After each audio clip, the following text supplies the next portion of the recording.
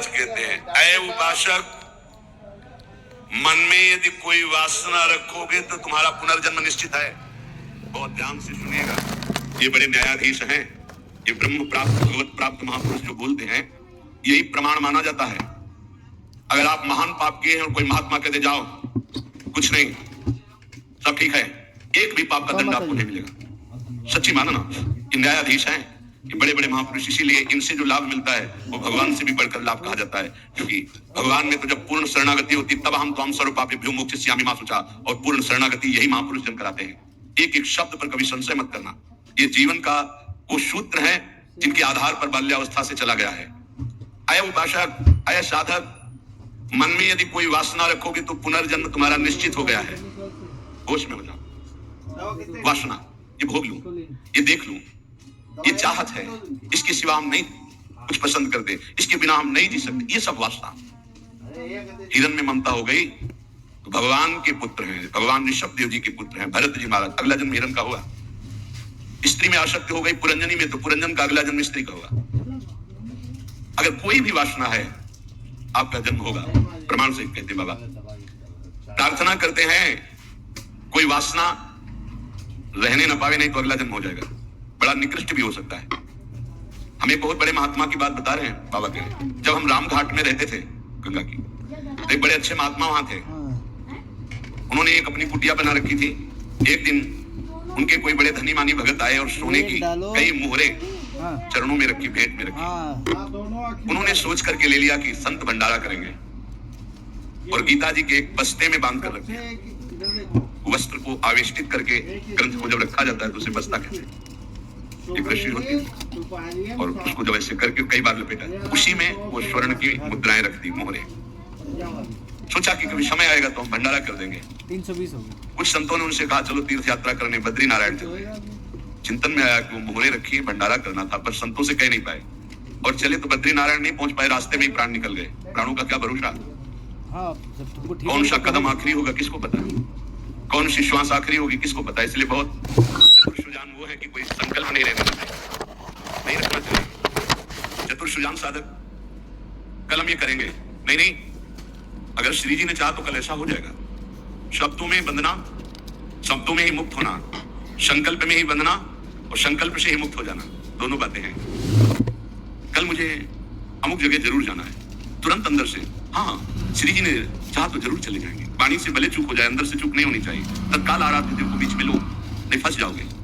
एक बार भी आराध्य देव को बीच में नहीं लिया, रास्ते में प्राण निकल गया। चिंतन चल रहा था कि लौट के आएंगे, तो स्वर्ण मुद्राएं जो रखी उनको बेच करके भंडारा करें। सद इच्छा भी नहीं रखनी, ये बहुत सूक्ष्म विषय है।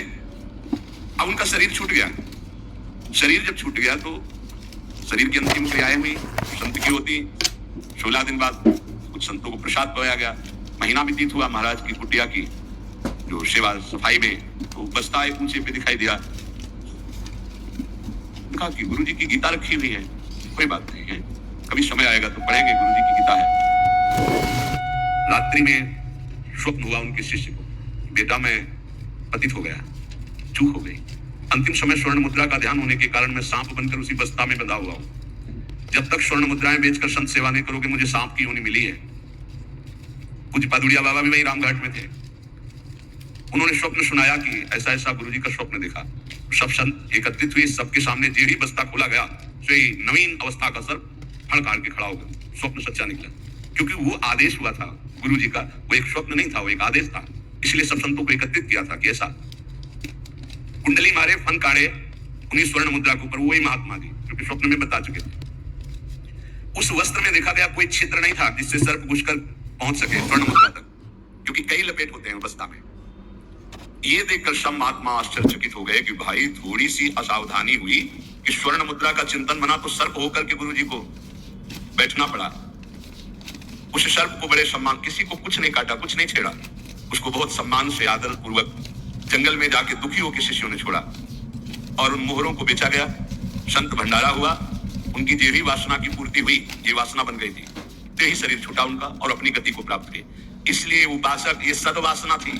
सद्वासना जब बंधन को प्राप्त करा सकती है तो असद वासना कौन कौन सी दुर्गति देगी, ये बहुत सूक्ष्म विषय है।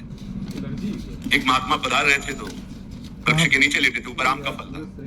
पके हुए आम के फल में दृष्टि चली गई। अंतिम समय उसी में कीड़ा बनकर आम के पेड़ में आए। शिष्य समर्थ थे, उनको ध्यान के द्वारा जब पता चला तो उन्होंने फिर भजन बल से अपने गुरु जी का उद्धार किया। कई बार ऐसा देखा गया है कि शिष्य के द्वारा गुरु को भगवत साक्षात्कार होता है। सुतीक्ष्ण जी को पहले से ठाकुर जी का साक्षात्कार हुआ, साथ लेकर फिर अपने गुरु जी के पास साक्षात्कार करवाने प्रभु को गए। बड़ी महिमा है भजन की। गुरु प्रदत्त भजन से बड़ी सामर्थ्य शिष्यों में जागृत हो जाती है। विश्वास करो, विश्वास करो। बाबा 2 बार कहे, जो कह रहे हैं उस पर विश्वास करो। कोई वासना मत रहने दो, ढूंढ ढूंढ करके वासना को नष्ट कर दो। तुमसे ना नष्ट होती हो तो गुरुजनों के सामने रख दो, प्रभु के सामने रख दो। प्रभु इस वासना को नष्ट करो। देख लो, भंडारे की वासना ने सांप बना दिया, मृग की वासना ने मृग बना दिया, हिरन बना। हमारी इतनी वासना है, हमारा क्या होगा?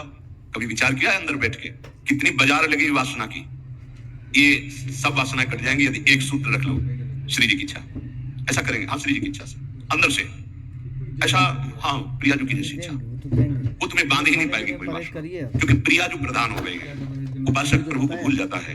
जब कोई वासना होती तो अपना ऐसा अंधकार पैदा करती है कि प्रभु को भूल जाता है। जैसे भरत जी भूल गए, जिन प्रभु के स्मरण में बाधा ना पड़ जाए, राज रानी राजपुत्र और राज्य का त्याग कर दिया।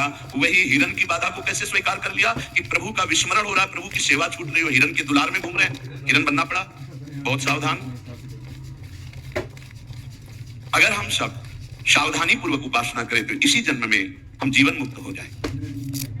गुरुदेव, इष्ट का मंत्र और माला, ये साधना की 4 विशिष्ट पद हैं। गुरुदेव, इष्ट देव, इष्ट मंत्र और जिससे माला, जिससे मंत्र जपते हैं, इनमें एक भी नहीं बदलना चाहिए। बहुत जल्दी सिद्ध हो जाएगा। माला ऐसी नहीं कि गंदी हो गई फेंक दी, दूसरी नई माला ले ली, टूट गई मुझसे, या माला की थैली, दोनों। एक उपासक के पास फटी हुई बहुत मलिन थैली, उसने कहा बदल दो। नहीं, गुरु प्रदत्त है, या आजीवन चलेगी। ऐसे बहुत जल्द से धो देंगे, गंगा जी में धो देंगे, बदल तो नहीं सकते, आजीवन तो अच्छा लगा, ठीक है। गुरु प्रदत्त